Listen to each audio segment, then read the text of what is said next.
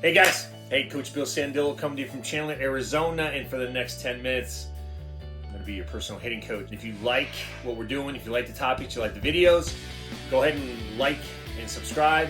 I'll be happy to get more videos out. Keep those questions coming. I'll be happy to answer any questions for you, and we'll do videos on stuff that's more relevant in baseball and what everybody wants to hear. Okay, today is about work ethic. I'm getting a lot of questions on, what it takes. How many swings should I take a day? What's the right number? Listen, at the end of the day, there's no magic pill for working hard. There's no shortcuts. I often tell guys, if you're coming to see me once a week or twice a week and you're not doing your drills at home and you're not videotaping yourself, you're not duplicating, then you're falling short. Think about this, guys.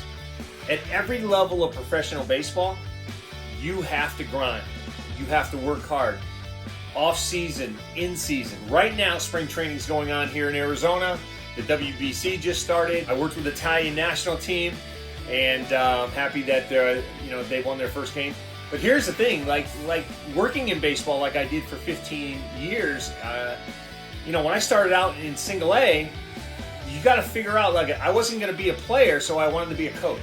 So I had to do everything I could to understand the coaching game. I had to take every job imaginable. So basically what I had to do is grind.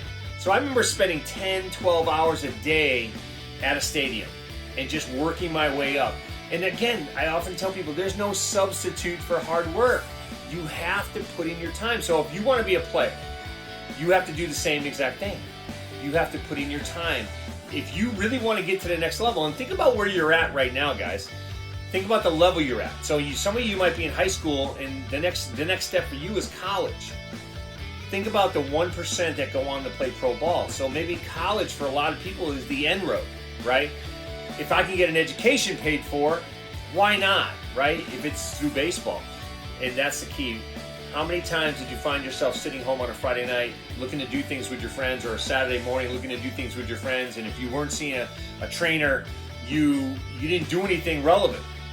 You got to get into your backyard, your garage, wherever it is, and you got to take your swings. So we have something in my organization. We have this triangle. So that triangle consists of three things: training, practicing, and playing. And you got to understand, if you had 100% of your time and you had that triangle, where do you want to put the most of your time? Now, a lot of guys say, I want to play 75% of the time, and I want to practice 10% of the time and train 15% of the time, right? Your formula is your formula. How you want to get to where you're going to get to is your formula. People ask me, if I'm given that triangle, what's my breakdown? So here's what I would tell you. I want to train 50% of the time. I really want to understand what I'm doing as a hitter and understand the movements. I want to practice and kind of put what I'm learning into action. I want to practice 25% of your time, and then I want to play or showcase what I'm learning 25% of the time. Because you understand this, guys, for every 1,000 swings you take is equal to one training prep for one at-bat.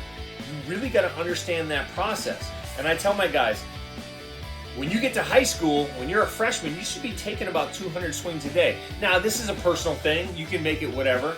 By the time you're a senior, though, you should be upping your swing total between 700 and 1,000 swings a day. Now, realistically, are we ever going to get there? No, but it's quality over quantity in a lot of cases, but it's about understanding the work ethic, the grind, and really, really honing into your craft. So that's what I would tell you. That triangle, place whatever percentage you want to spend the most time in, and just put 100% of your time and just divide up your time in those three areas, and then that starts your work ethic. That starts your training. Okay, so let's move on to drills. Recently, my pro guy had a chance to go work with Teacherman at the Dirtbag Ranch in Scottsdale, and I found out that we do a lot of similar things. I'm going to showcase a couple drills that Teacherman does when he does lessons, and I'm going to showcase a couple things that we do.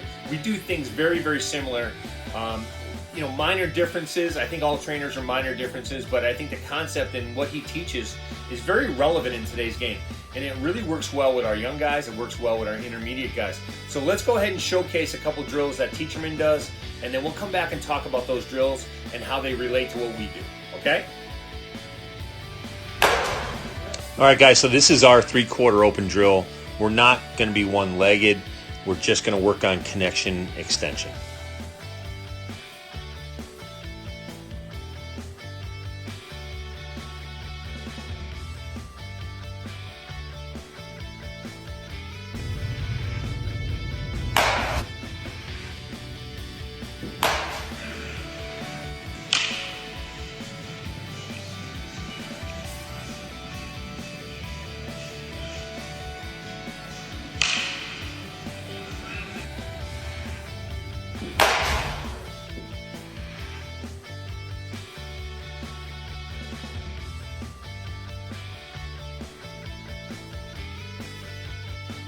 Okay guys, so you saw those drills, very, very similar to what we do.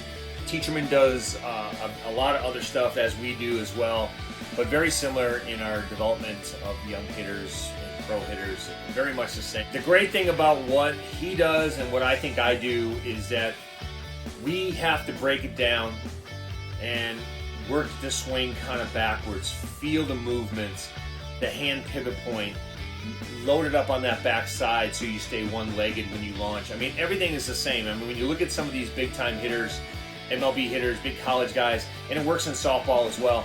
I mean, they're all doing very similar things, and all the great hitters do the exact same thing. So that's why I think he's very relevant, and what we're doing is very relevant too. So again, remember, there's no magic pill.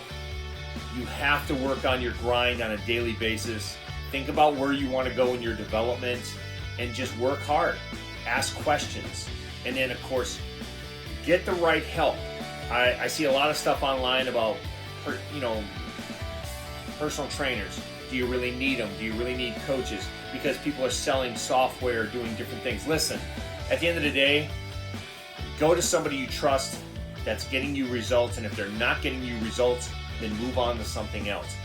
Take control of your own destiny. Don't let a hitting coach, don't let somebody else kind of guide you where you're going. You need to take control of your own process.